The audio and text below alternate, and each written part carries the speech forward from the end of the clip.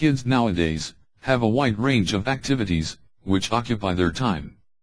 Some kids like video games, in-house activities, playing sports, such as football, netball, tennis, and many more sporting activities.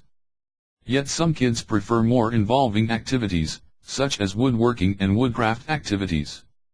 If your kids is into woodcrafting activities, you are in the right place. The link below will open your mind to some woodworking ideas for kids. Welcome to get the latest 2018 woodcraft ideas for your kids. Click the link below.